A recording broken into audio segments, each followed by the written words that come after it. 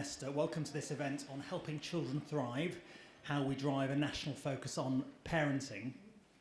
When you think about the opportunity mission, one of the big things that this government's trying to do, there are many ways up that mountain, how you can achieve that. Partly it's through tackling child poverty, partly through early years education and improving the quality of early years education. But the third element, and possibly the most important, but sometimes less prominent, is how we support parents. How do we improve the parent-child interactions, how we strengthen the home learning environment? And that is the subject of today's conversation. I'm delighted to be able to have a fantastic panel to discuss this. We've got Donna Malloy from Foundations, who is going to cover the evidence base of what works on parenting and how we bring a national focus. We have Louise Bazalgette from Nesta, who is going to talk about what next we can do to increase the reach of family support. Sam Cream, who's the director of Collective Futures. As you can tell, we have been having a question about how we pronounce Sam's surname, and I managed to get it exactly wrong. So it is Sam Cream. And she's going to talk a bit more about what the private sector and voluntary sector can do to support that national focus on funders. And we're very excited to have Liv Bailey here as well, who is going to obviously cover the new approach from government. So thank you, Liv, for joining us. Now, what we're going to do is first have about 2 or 3 minutes from each of the panellists. I'm then going to ask a few more questions, and then we'll throw it over to questions from you. So that's how we're going to use the hour. To kick off, we're going to have Donna. Thanks, Ravi. So I was asked to start by talking about why we've struggled to see a national focus on parenting. And I think the first thing I'd say is that I'm not sure, when you think back over the last 10 years, I'm not sure this has been a real priority. We haven't seen a concerted cross-government push on this agenda. We see a long-standing gap between what we know works from high-quality evidence and what's often commissioned and available locally. And it feels like there are other countries that have really put their efforts behind scaling up effective interventions, and we just haven't done enough here. This agenda needs sustained long-term policy focus. We know that embedding effective support locally takes time. It doesn't happen overnight. And if you think back over some of the most successful social policy initiatives over the last few decades, I always think of something like the teenage pregnancy strategy, which successfully reduced under 18 conceptions. The teenage pregnancy strategy ran for over 10 years, and we just haven't had the same sort of long-term focus on this agenda here.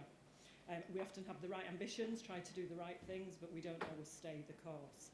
And then the third thing and final thing I'd say is that probably because of that lack of priority and sustained focus, we have a lack of central infrastructure to support scale up. We're often just not very effective at bringing effective programmes to large and diversity of people.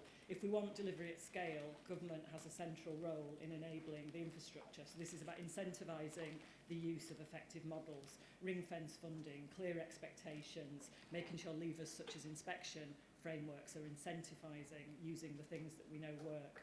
It's also about supporting some of the effective providers to scale their provision locally, but also supporting implementation locally. We must recognise how challenging it is to drive a focus on evidence-based interventions in local authorities, particularly if they're struggling with capacity and resources. We know that telling local authorities what works on its own doesn't lead to significant shifts in services. So we need to be supporting local authorities and partners to commission effective interventions, deliver them well, match the right interventions to the needs of children and families locally, and so on. So it feels like there's loads of potential right now, given the significant government investment in both family hubs and family help. It's been fantastic working with Nesta to really talk about what we know works and promote the scale up of those approaches. And it really feels like government is listening right now. The Best Start in Life strategy specifically talks about the importance of evidence-based parenting at the expansion of family hubs. So now we need to just tackle some of the things that are getting in the way and take this agenda to the next level, which of course is what the discussion today is all about. Great, thank you very much. Louise. Thank you. So as Ravi said in his introduction, we know that parenting support is going to be really critical to achieving the government's opportunity mission. But to get there, we're going to need to see a big shift in how many families are accessing effective programmes. Research shows that parenting support works, but currently the most effective programmes are not reaching enough families. And I think there are really 3 main ways that we can bring about the shift that we need to see to tackle this problem. So So first, we need to reduce the stigma associated with accessing parenting support. We need a culture change towards normalising the fact that bringing up children is a really hard job, and all parents can benefit from evidence-based advice and support. I think we should be shifting towards universalism by making effective parenting support offers available to all caregivers. This is much more achievable now that there are relatively low-cost digital parenting interventions that parents can access from their smartphone. And there are some great examples in other countries like Iceland and Australia, where parenting programmes are being funded by central governments to be offered universally to all parents, and I think we should be really thinking about moving in that direction. And second, we need to join up support around families so it's much easier for parents to access the kinds of help that they most need. Different parents need different forms of support. It could be help with accessing benefits, it could be that they need a safe place to go and socialise while they're looking after their baby, or it could be they need help with tackling a kind of concern with their child's development. And to get this working well for families, we need properly joined up and integrated local services.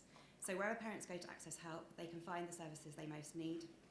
And to achieve this, we do need one-stop shops like Best Start Family Hubs, but we also need more cohesive policy frameworks to underpin that support. So things like shared outcomes and better integration of data are going to be really important to make that work well. And we need to offer parents more choice so we can respond to their concerns and overcome barriers to their participation. So I don't think we should require parents to return services in person, for example, if they would rather access it online. And then third, we need to move towards a world in which practice and service delivery are either evidence-based or evidence-generating. Nesta's recent analysis has found there's too much of a disconnect at the moment between which parenting programmes are effective, according to the evidence, and then also which are being implemented most widely. So we need to do more to act on the evidence base, and I think firstly, we need to make sure that decision makers are really familiar with the evidence about what works and make sure that evidence is really actionable.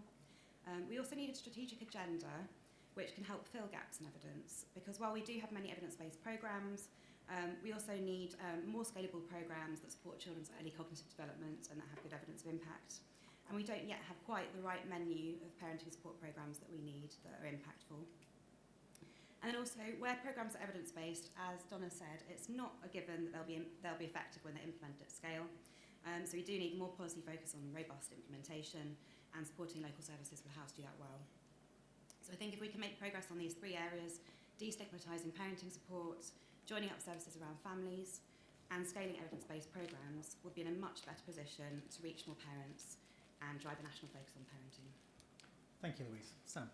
Fab. And thanks so much for inviting me to speak here. We are still a relatively new philanthropic foundation called Collective Futures. And when getting set up, there was two really important things in setting our strategy. One was, how could we disproportionately have the largest impact on early childhood development? And the second question is, how could we be additive to the existing funding ecosystem? And to help us answer those questions, we commissioned alongside 30 other funders an evidence review about what works and how it works to support early childhood development. And I mean, among the things around, not having siloed services, the most important thing was the parent-child relationship and the home environment. And those things have the largest influence on child outcomes in the earliest years. But what we also know is that the economic realities of raising a family today mean that it's no longer possible for most parents to spend enough quality one-on-one time with their children in those first few years of a child's life, where actually that's when the brain is developing most rapidly, and that's when secure attachments are being formed. So I think the big long-term question for us actually kind of shifts to, how much value do we place on the crucial job that parents and carers do in those first few years of a child's life? And therefore, how will we start thinking about how we'll organize and society to make those upfront, early, preventative investments in child development, including the parents and carers who support them early on, so that we can then work towards having a more prosperous and equitable society in future. So it's, I think, a slightly broader question than a focus on parenting. But I think in the interim, I will also answer the questions that I was meant to answer around how can the private sector and the philanthropy help from a parenting and home environment support perspective. And I think when we think about the private sector, there's a wonderful think tank called Regenerate that is all about how to support businesses to profitably do good.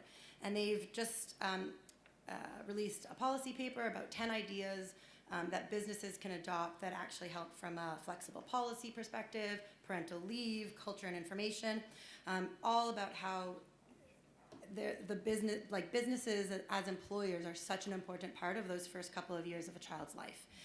They've got a trial starting in January called 80 for 90. Imagine paying parents in the first 2 years of a child's life 80% of their earnings for 90% of their earnings for 80% of the hours, so that they could then afford to take an extra day at home with their child. There's a win for the child development, there's a win for the parents because they've then got one less day of nursery costs, and there's a win for the businesses from an improved retention and recruitment perspective. So innovative ideas like that businesses can adopt. They'll also be working in the coming months on some new products and services, specifically partnering with 3 key sectors where the influence on child development is strong. So financial services, given the ability for them to relieve costs and support income pressures faced by new parents, supermarkets from a health, nutrition, and as well as cost of living perspective, and TV content. So how can we help parents in a rapidly changing world of digital content actually understand what's going to help child development best? From a philanthropy perspective, I think there's a role that we can play from an innovation and seed funding perspective. So imagine we've got a manifesto commitment for a unique pupil number from birth. Imagine that spoke to your NHS number. There was like a one-stop shop where parents could access both their child data and trusted information from Department for Education and Department for Health about what works, overlaid with some LLM and AI to help parents actually understand what would be best for their children. And then I think the other thing that philanthropy can really help with is long-term public narrative framing. We're actually partnering with Nesta on something called Start Strong, which will be a long-term public awareness raising and advocacy to actually change the amount of investment that we put into early childhood development. Thank you, Sam.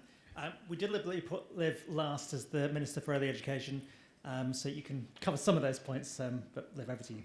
Thank you very much, and it's really great to be here. And first of all, I would like to say that as the brand new Minister for Early Education, I think 3 weeks into the job, I'm really looking forward to working with everybody here on the panel and lots of you in the room who work in this fantastic space. I will also say, I've learned a few things. I'm learning lots at speed in the last few weeks, but one of the things I've learned most crucially is that when you go to visit a nursery, do not sit on the really small chairs, which I learned very quickly on my first visit as I tried to sort of heave myself up and got my hand stuck in some plasticine. So, but no, I feel extremely lucky to be in what I think is the best job in government, the opportunity to make sure that all of our children have the very best start in life and go to school, ready to learn on an equal footing and the equal opportunity to thrive. And I think that's what's always driven me in my politics. It's the most crucial period of a person's life is those early years, and I'm so excited to be able to have the opportunity to see through on the government's really clear plans in this space, not least that really critical target of 75% of children leaving reception at a good level of development, which is so important. And of course, working with parents is an absolutely fundamental part of that.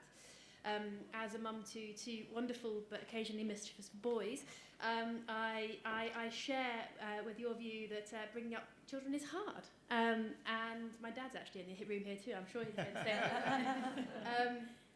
And that all parents need support, no matter their background. And I think that's something that I think is really, really important to take away.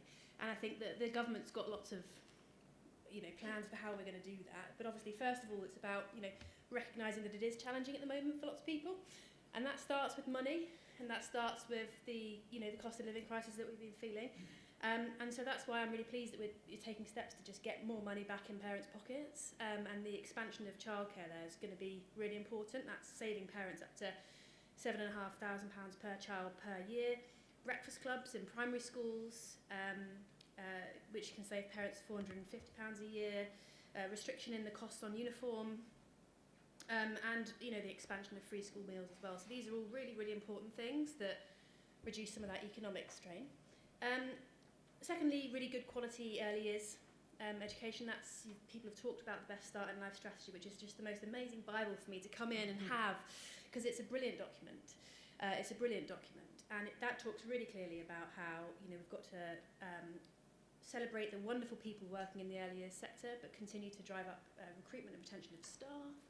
Continue to drive up the quality of that early years education, and also, of course, roll out, greater expansion of childcare as well.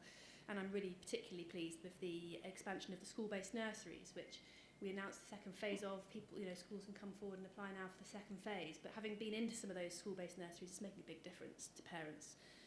And then, of course, third, what we saw, and it was criminal under the Conservatives, was the dismantling of the infrastructure that supported families in the dismantling of Sure Start. And so I'm really pleased that the government is going to be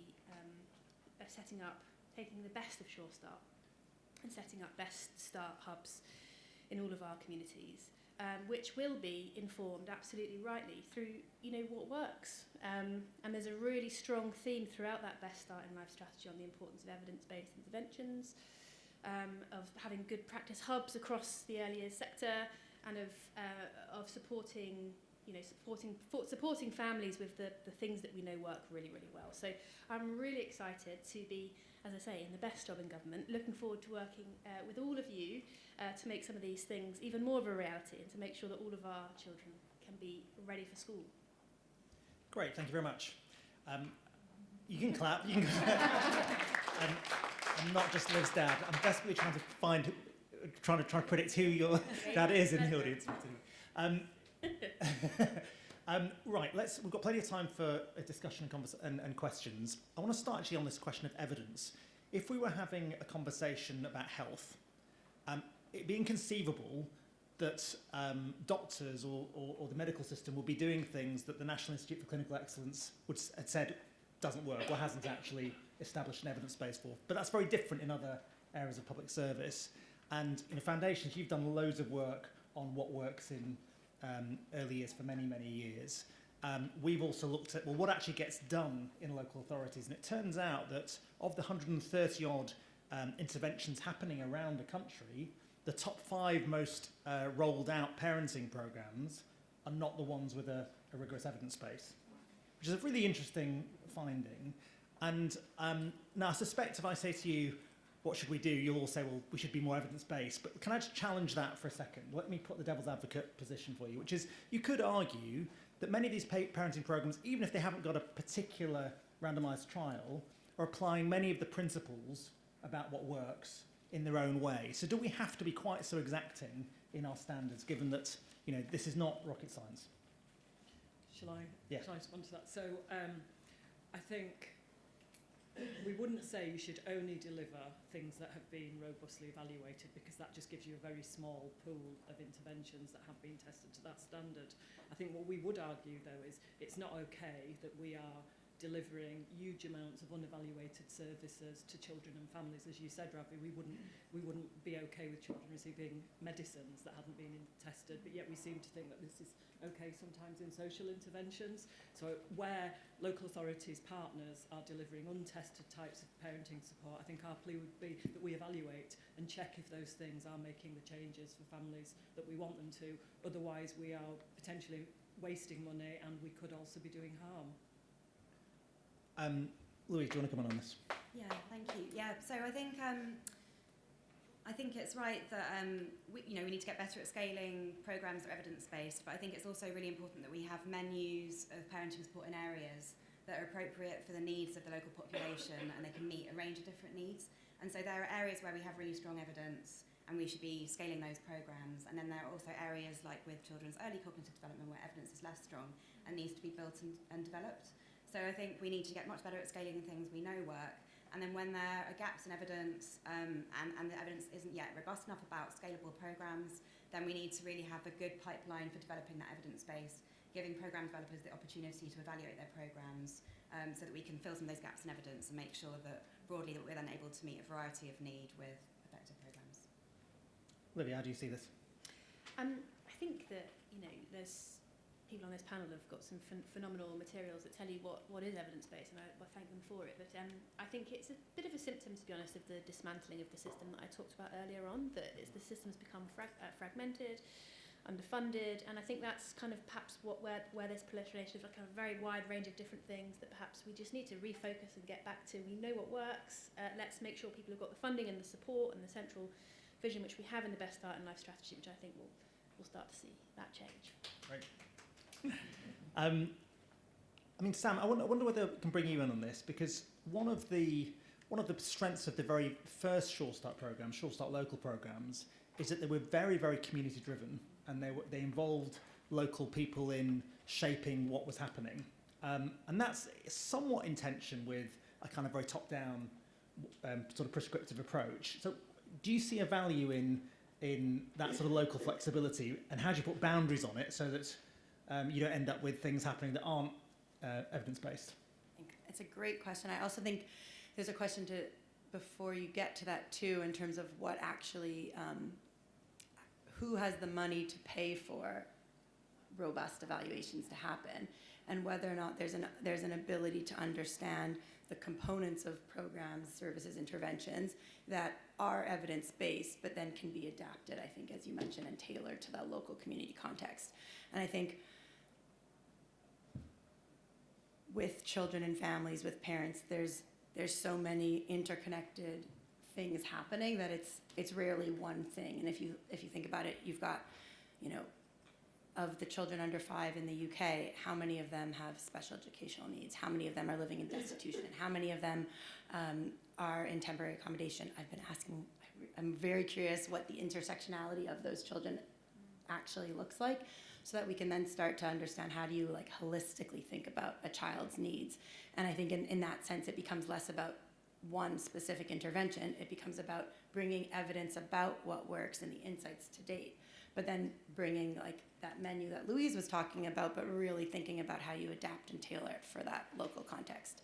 I also think there's a really big question that's coming up with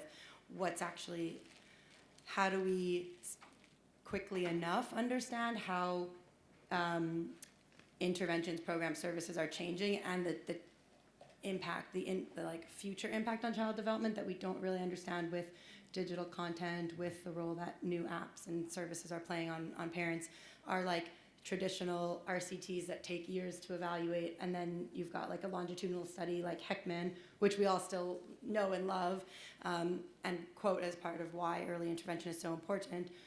We're going to need to find different ways of actually developing robust evidence and deciding what that means over time, I think, because the multiple year cycles are going to be too long. Great, thank you.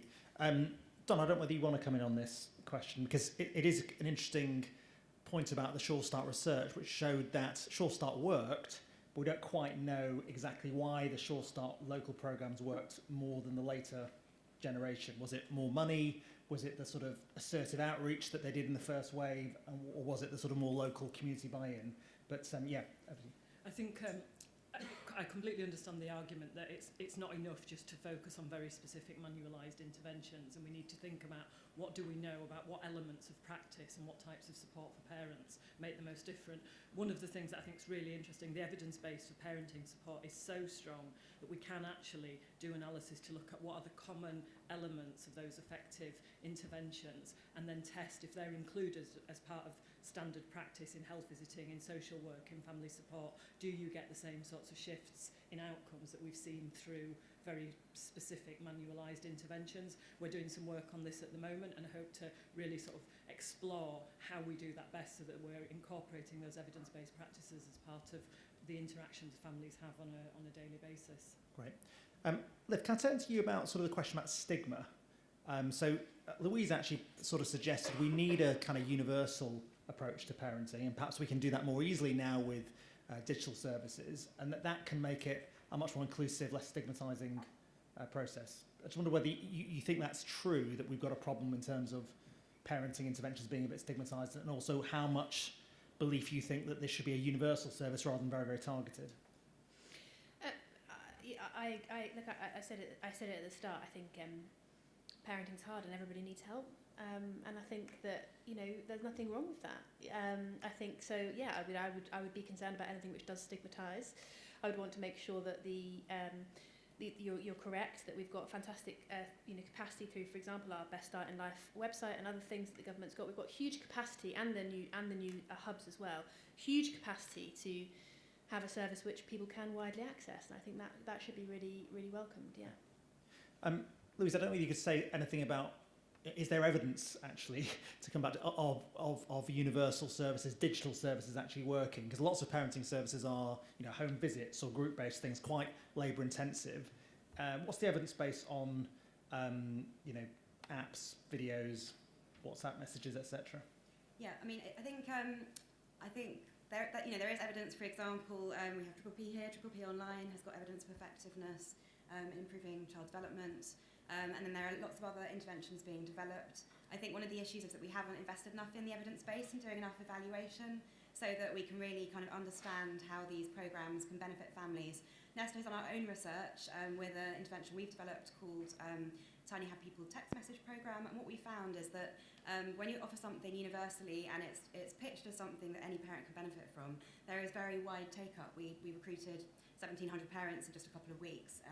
So we really believe that there's a lot of demand out there for evidence-based advice with child development, but it's really making that easy and accessible for parents to access and making sure it's really widely available and that parents know how they can get hold of it. And then I think we'll see really wide adoption. Sam, do you want to come in?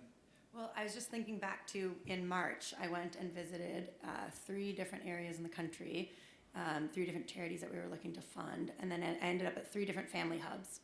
And one of the charities had their offices in the family hub, but they left the family hub to go to the local church to deliver their parenting programs because they didn't think parents would come into the family hub. Then on the other end of the spectrum, I went to a different family hub. It was absolutely packed. The parents were in the garden. There was overflow. There was like 4 different sessions happening at once, and it was very, very clearly a center of the community. And so it just made me think and really realize that the same approach will not work in all local communities, but the same principles, the same parts of the approach are what matter and are what will drive child development and what we need to be investing in. But I think it's the thoughtful tailoring of the local authorities, the commissioners, the voluntary sector in that local community that's really going to determine whether or not parents show up and whether or not parents engage. Because it's all well and good to have the parenting programs, the support available, but if parents then don't actually take that step to engage with it, it's not going to have the impact that's desired. If you wonder whether you could pick up that, I mean, at Nesta, we've been trying to think about how you can mobilise a big coalition to try and support parenting. So, for instance, we're working with the Art Fund on a Mini Wonders programme involving all the museums, and there's lots and lots of assets in communities and voluntary sector that can be used to join the support. It does take a village. Have you got any thoughts on how you bring that sort of mission-based approach where you mobilise all parts of the community to support children's development? Yeah, I do. I mean, look, I think the thing that's coming to mind is I went to a wonderful hub the other week, and there was some parents there who I met who talked about the very wide range of things which the hub offered them. And the thing that they really did was they asked parents who were coming into the services the kinds of things they'd find useful. So that evening they were running a hair braiding class. And I thought that was great because it's what parents wanted. It made them feel like it was a space that was for them, that was providing them useful things, that brought them together. And so I think that's really important. I agree about, being able to have local places making decisions and bringing people in that way. I think, yeah. Great. Yeah, go for it. One thing I might add on the join up. So if we think about the Best Start in Life strategy, essentially you've got 3 chapters. I've read it very well. Very good. But there's those 3 chapters each just really have different aims, right? So you've got the first chapter on better support for families, and its aim is how do we improve parenting, support, and home environments. The second chapter is about accessibility for early education and childcare, and that aim is about enabling parents back into work. And you've got the third chapter that's about improving quality in the early years, including reception. And that chapter is all about child development. And I think what we're missing is within the Best Start in Life strategy, how do we not just see Best Start family hubs as an enabler of the home environment, but also nurseries in the PVI sector? Because actually, that point on engagement for who's coming to the family hubs, it's not all parents, but by the age of 3, all parents, or 98% of parents, are accessing a PVI setting in the country. And so the nurseries are a really crucial part of how do we actually extend learning into the home environment and actually play that role in supporting the parents and supporting like an enriched home environment, because the nursery staff are the people who see the parents every single day, or 2 to 3 to 4 days a week. But right now they don't have the capacity to really think strategically and critically about how to support their parents, because there's other cost pressures in the nursery sector. So, but I think there is an opportunity to think about that join up between nurseries, Best Start family hubs, but also schools and also housing and this house building agenda we've got as well. Great. Donna, can you comment on that? Are there good examples of nurseries that are hubs for parental engagement? I'm sure there are.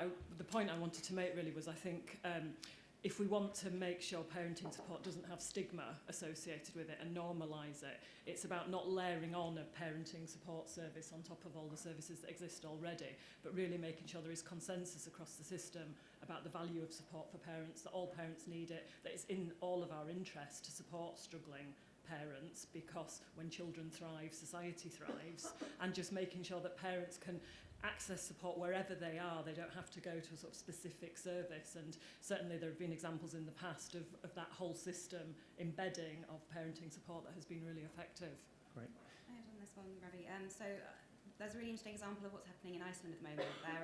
They're embedding they're embedding a parenting programme that supports children's socio-emotional development into primary schools, so that when children start school, all parents are being offered this access to this parenting programme. And because they're taking that universal approach, and it's part of the onboarding when you start school, that's really breaking down a lot of the stigma, and it's using that opportunity with that engagement. It could be through nurseries, or in this case through primary school, but that's an opportunity for all parents to be offered support with normal aspects of parenting, and I think, as far as I know, that's going really well.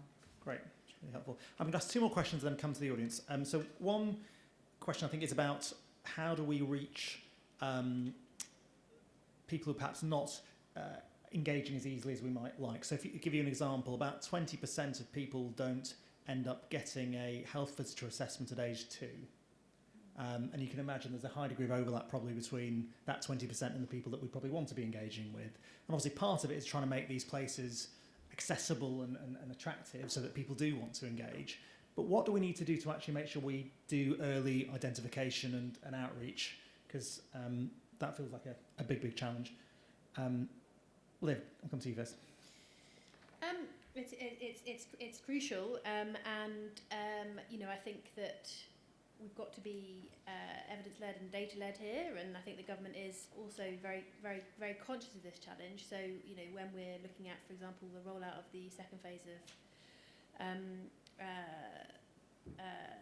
our school-based nurseries or other schemes, we're thinking about ways in which we need to target those in the place where they're most needed. I think it's similarly with Best Start hubs. We've got to make sure that we're getting them into the places and communities where they're most needed. I think that's really important. So, a kind of approach which says, let's have a service which everybody can use, which is important for everybody, which is universal, but is also going that extra mile to make sure we're getting into the places and into the communities where it's most needed.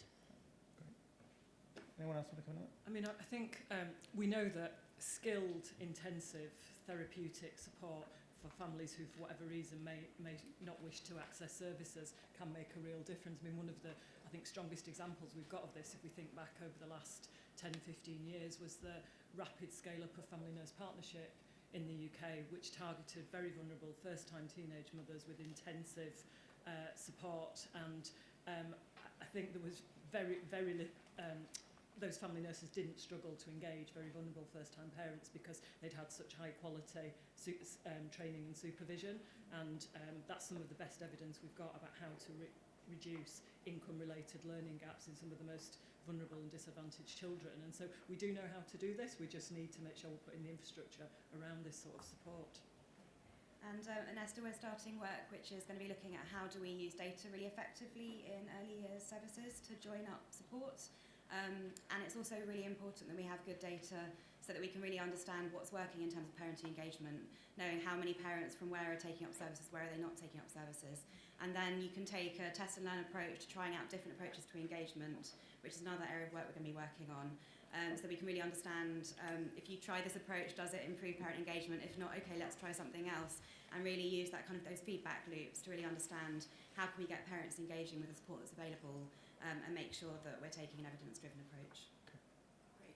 And I think there's those existing touch points that we already know about, and then how do you engage them more? But I think there's almost a question about how do you think about this as like a consulting project where parents are your customers, and what's the journey that they're going through over the first 5 years of a child's life, thinking about all the existing touch points. So you've got from the midwives to the health visitor touch point, you've got maybe some children going into temporary accommodation, you've got those interacting with DWP.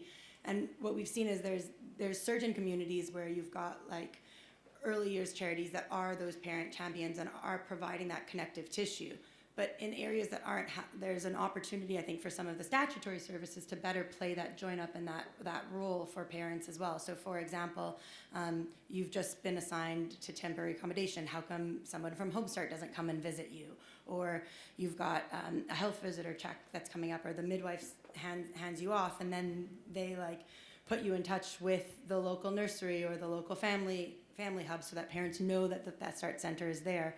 And I think there's an opportunity to better utilize the existing journey that parents are going on to make the most of it from a supportive and engaging way.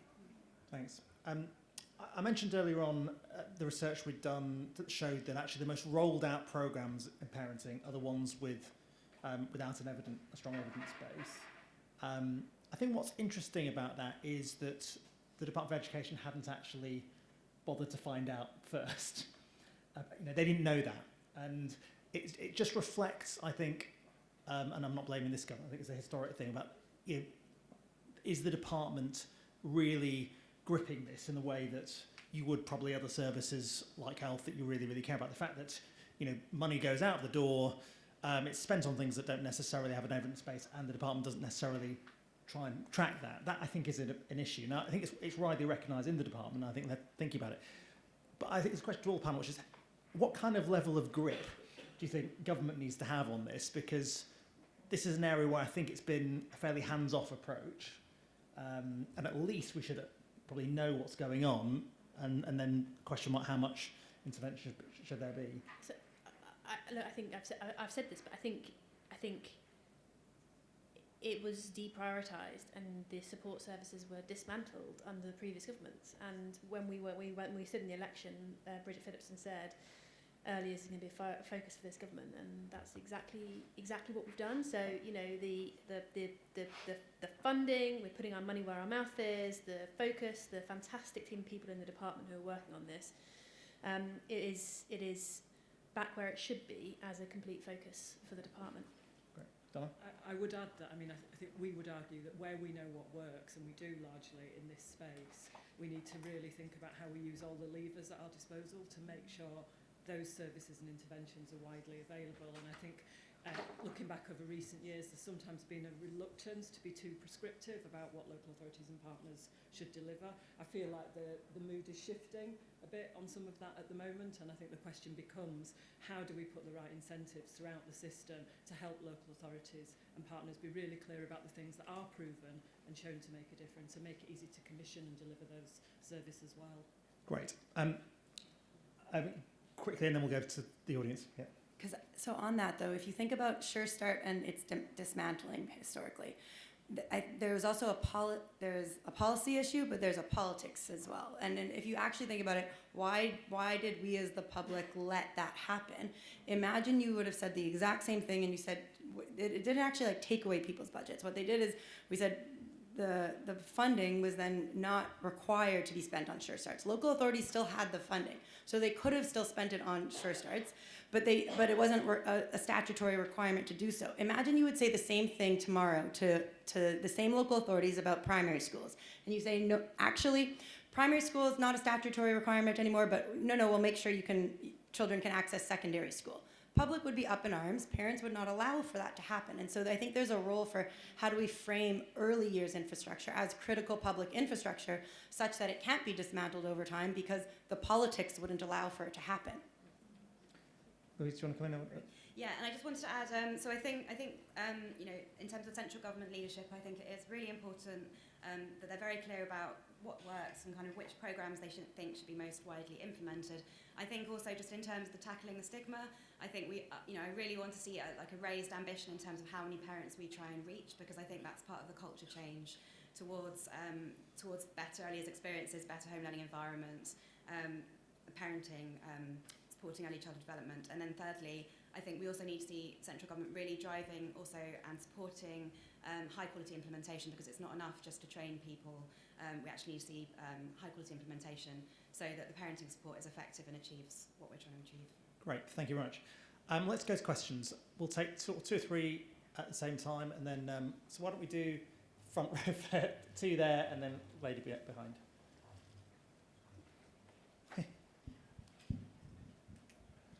Thank you. I'm Liz Parsons, lead member for Children's Services here in Liverpool, also manager of 2 Sure Start Children's Centres. Really proud that we still have all of our infrastructure here in the city. Also delivering, my team go into our temporary accommodation and deliver directly in temporary accommodation. And we also recently have a designated home learning environment member of staff who is working with our PVI settings and nursery settings to actually deliver home learning environment. I guess the key thing for me is around the point about stigma and universal delivery.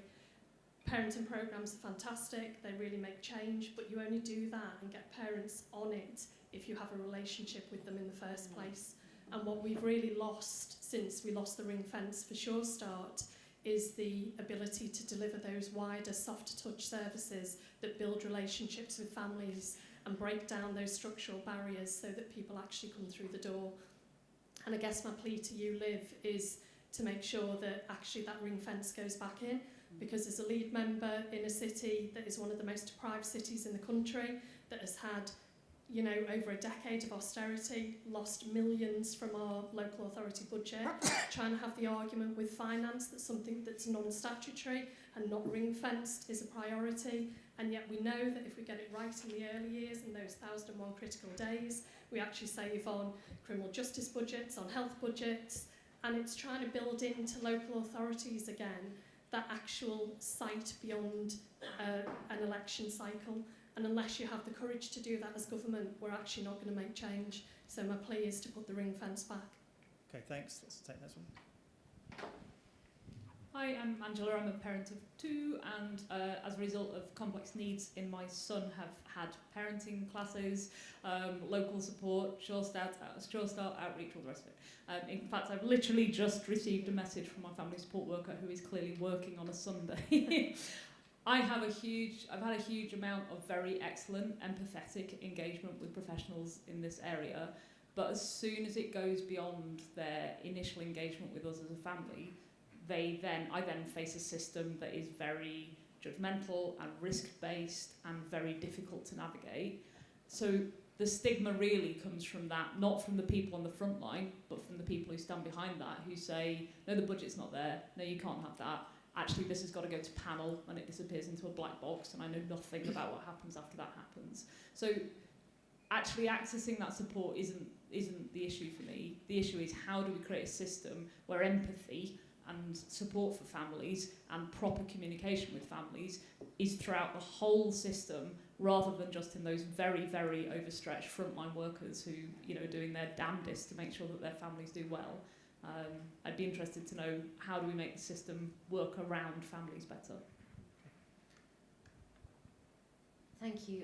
Juliette Collier, Campaign for Learning. We hold the Secretariat for the Your Party Parliamentary Group for Early Education and Childcare, but we also run the National Centre for Family Learning. And one of the things I think, if you're trying to scale this up, that we really need to think about is language. Because parenting is private domain, how I bring up my children. We don't have that issue with family learning. I mean, learning can be problematic for some people, but the state already does learning. And, you know, for me, one of the key things we need to think about is, how do we make that seamless? You know, the government DFE funds already 50,000 adults, parents, to do family learning. When I was on the ground delivering, it was those progression routes, it was the braids, and it was the kind of things that went into that more bespoke parenting support. And we also did a lot of work with the Educational Endowment Foundation on parental engagement. And in every single case, it's that personal invitation that is the most successful thing. So I just wanted to put that in there. But also, I wanted to ask about are there plans to actually get parents involved as customers in understanding, and I think it needs to be a design thinking, iterative approach to actually understand what would make them engage with those programmes in the first place. Okay, thanks. Liv, do you want to pick up the ring fencing question? Absolutely. So first of all, Liz, let me just say that's fantastic an achievement, and isn't it great to hear that a Labour authority has been able to protect these services, support these services, and deliver fantastic support for families. So huge congratulations to you and your colleagues for making that possible. And I think I've heard your point absolutely on the ring fencing. So let me take it away. I'm getting my feet under the desk and learning all bits of the system, but I've very much heard it. But I think across all of those questions, there's a theme running through of relationship building and how the state interacts with people. And I think that everybody's said it, and I agree with it entirely, that it's about how you reach out, how you build relationships, and how you support people to get the support that they need. And sometimes the state is just too fragmented, unfeeling, difficult to engage with. And I think this is so especially crucial in early years. And so that's very much something that the government wants to work on. Great. On the ring fencing question, I think one of the challenges we've got is if we are to roll out family hubs to the whole country beyond the initial 65, we actually don't know really what is being spent in the other 65 in terms of parenting intervention. So if more money is put in, who knows if money comes out of the system through local choices. So there is a real challenge about data and making sure this is prioritised. Who wants to pick up the other questions on family learning and also how you avoid stigma? And Louise, do you want to start? Yeah, just on the family learning point, I think that's really important. Nesta's actually just recently done a survey with quite a large number, around 2,000 parents, and what we found was really interesting. Basically, we sort of learned a lot about parent preferences, and parents will kind of look at a set of options and navigate towards the thing that works for them. And so I think language is really important, and we need to really think about what's the parent looking for and make sure we're designing our offers, we're using the right language so it's engaging, but also really thinking about that accessibility and about parents' different circumstances. So I do think, and you've picked this up, I think there's a bit of a bias towards kind of in-person support in the system, but we actually learned through our recent survey there's a large number of parents out there who want kind of online access, which is really about flexibility and kind of ease of access. So I think it's exactly. So I think it's really, really important, as you say, to kind of design from where the parent is and meet them where they are. And then also where we're offering online support, it doesn't mean it's kind of in a faceless way. I think it's really important that would be plugged into a really accessible, integrated system as well. Great, thanks. Let's take another three.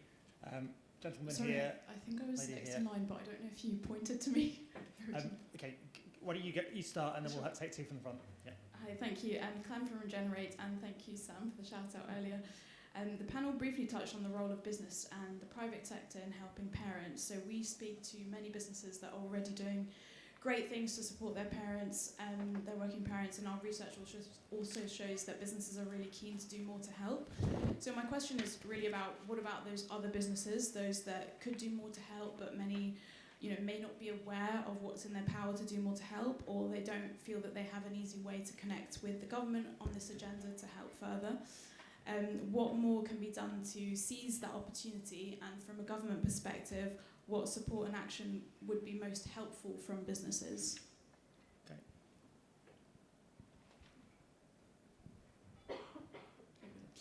Hi, Mayor Ellis, MP for Rural Valley and Chair of the APPG for Babies. Really agree with what was said here about not reinventing the wheel and the fact that actually we know what worked 20, 30 years ago, and to some extent it's about just re-establishing those services like you said, Liv. I just wondered within that though, to what extent do you think current research, whether that is qualitative or some of that more anecdotal stuff, which is very valid if it's kind of done properly, to what extent does that take into account the fundamental shift in parents as a demographic? So 20, 30 years ago, we had far more single income households. Now most households rely on dual income. We also have seen a massive increase in single parenting, which often is for good reasons because people are leaving toxic relationships. But to what extent are we looking at the impacts that has on how people can parent, and how we need to shift maybe what we did 20 years ago and how that needs to adapt to the modern parent? Right. Hi, Matthew Dodd from Easy Peasy. So we provide a digital parenting app. So absolutely agree with what Louise was saying around the ability to reduce stigma by using more universal digital approaches. that don't necessarily rely, on those more traditional parenting programs. Where, that our data backs that up. We do reach families who otherwise we might not be reaching. But I guess where we're successful, it's when we're part of a sort of local implementation plan, so working with the local authority who often understand their community best. So my question is, you've talked about implementation support as well, so what would that look like, I suppose? How do we support LAs to do that? Okay, let's take those. So first of all, business. What can business do, Sam? So I think on businesses, there's an element of, there's the policies, there's the information and the culture. I think there's also a role that there's national businesses and then there's the local community businesses. And I think there's, potential for partnership with government and thinking about Best Start Family Hubs of how do we both engage the local businesses that are in proximity to the family hubs to actually be part of that community as in a more integrated approach as well. Great. Liv? I think there's lots I could say on businesses. I think it's about parents being supported to be able to work, isn't it? And I think that I'm pleased with the Employment Rights Bill, for example, and flexible right to request flexible working in there. I think it's great. I think it's really good that we've managed to raise the minimum wage. I think also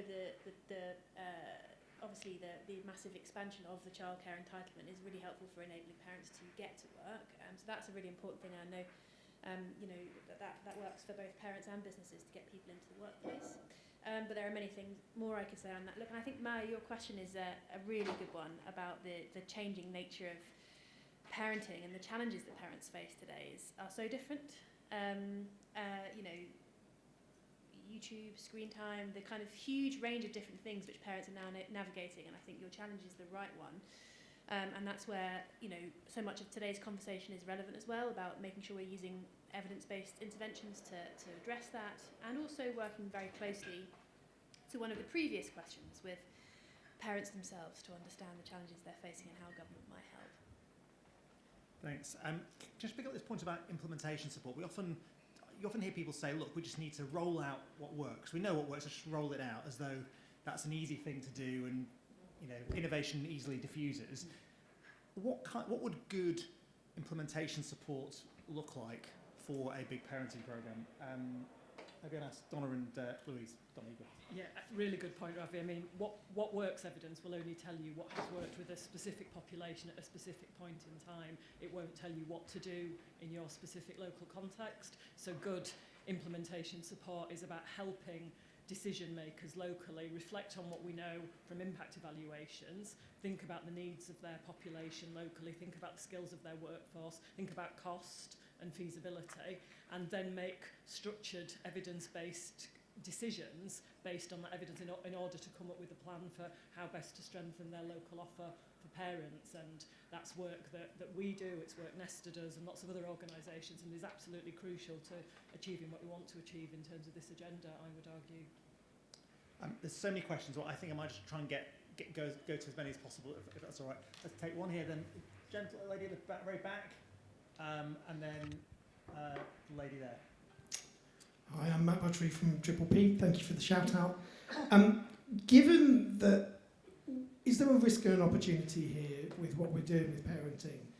One of the things that we learned from Sure Start was once a child turned 6, there was a sort of 7, there was a potential drop off in the support that was there. And I think with TV shows like Adolescence most recently and other things highlighting how much challenge there is raising children from 0 all the way up to 16, 18, is there an opportunity here for us to think about actually how do we go further than just 0 to 5, think about other government departments like the Reducing Parental Conflict agenda within DWP, even the backlog in the family courts at the moment that is there. Is there something here that we should be doing that's wider than just a 0 to 5 space? And an inherent risk if we do that we potentially sort of destigmatise but then create new stigma because, sorry, you're not eligible because your child's 6, 7 or 8. Okay, great. Lady at the very back.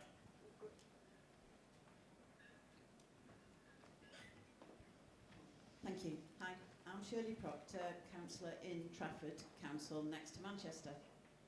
Our Sure Start Centres rolled out the Incredible Years and Triple P, thank you very much. Incredible Years has 40 years of research to show it works. It does exactly exactly what it says on the tin. Even more so, it impacts parents' mental health. I did my master's in the evaluation of the Incredible Years, and I was shocked at the huge change in parents' mental health from feeling suicidal to actually feeling really good about themselves, simply because they then understood how to manage their children's behaviour. It was fantastic.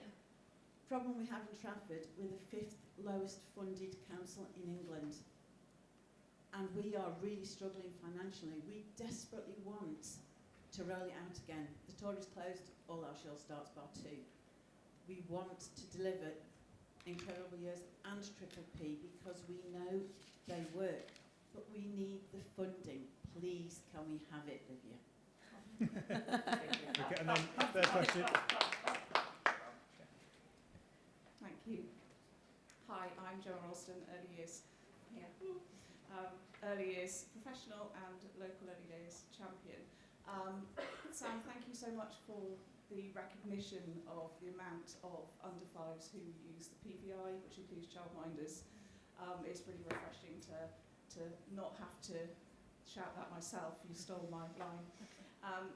I just want to ask what, if any, plans there are for working with those PVI sectors, because we have, for the last 14 years, been picking up a lot of the stuff that used to be done in Sure Start. I still ask, even last week I think I said to somebody, why can't I get a parent on Incredible Years? We've got facilities, yes, we are quite stretched from a recruitment point of view, but we are there and willing, and whether there's any research being done with settings, a lot of whom are doing interventions that they don't even realise perhaps are interventions, because we are having to play health visitor, support worker, form filler, referrer, and everything else, and the possible scope that there is, because there is a whole sector ready and waiting to put our all behind these types of programmes as well. Great. Let's take one very, very last quick question at the very back there, lady.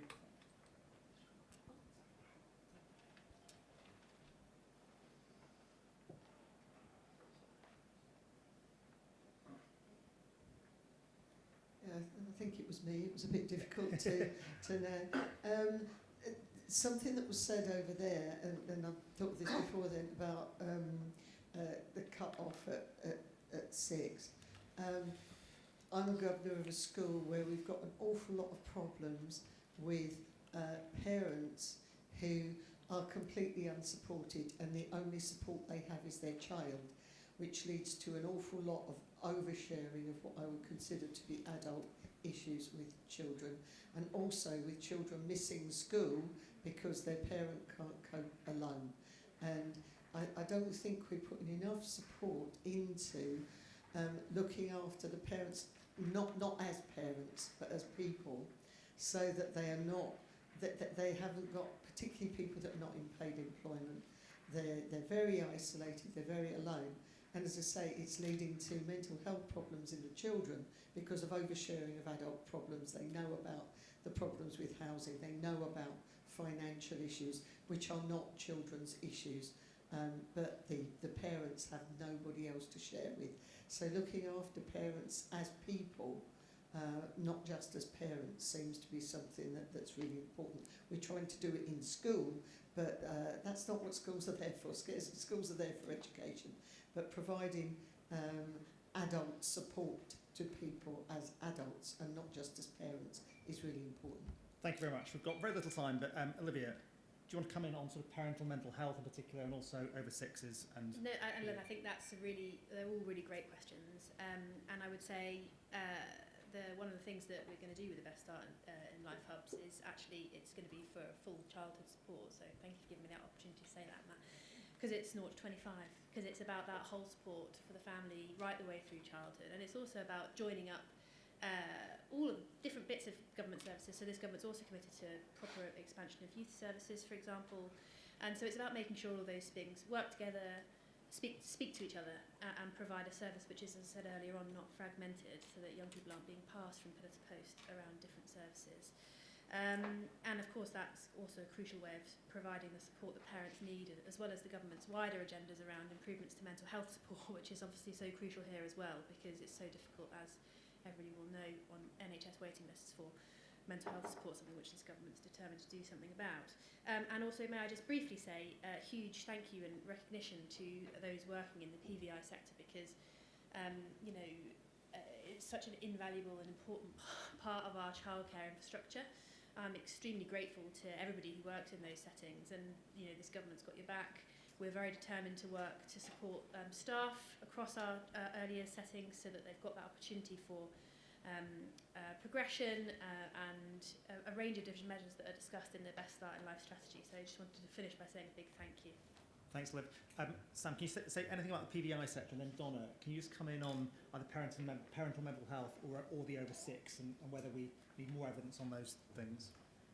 Actually, very well timed, as last week we just released a new research report, actually led by Jody in the audience here, called Funding Futures. And the big question for us is, how could you target support and funding to best close local disadvantage gaps and support the GLD targets within a local area? And it was a mix of quantitative analysis of like over 50 specific quantitative measures across government data sets, as well as qualitative field work in 7 different local authorities. And the findings were really clear in terms of like what works best to close disadvantage gaps in local communities. It was multifaceted approaches that worked across different departments. It was integrated support like family hubs.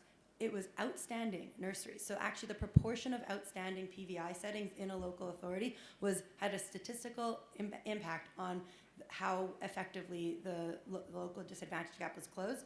And then there was a few other things like engaging and supporting parents and early identification of needs. It's all open access on the funding-futures.org.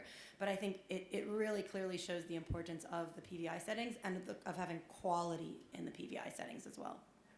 Donna, final word. Great to hear the comment from the lady at the back about parental mental health. I think we know parenting support improves children's behaviour, how they do at school, children's mental health, but the impact on parental mental health is much less widely understood and a really important part of the picture.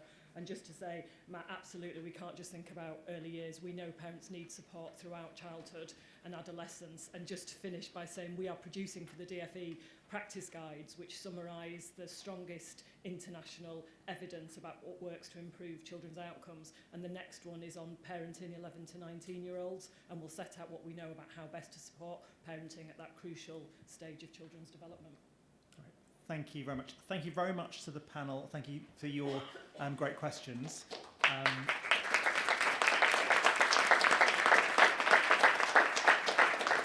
As Olivia said, the Best Start on Life strategy is a fantastic strategy. It's got great vision and ambition and ideas.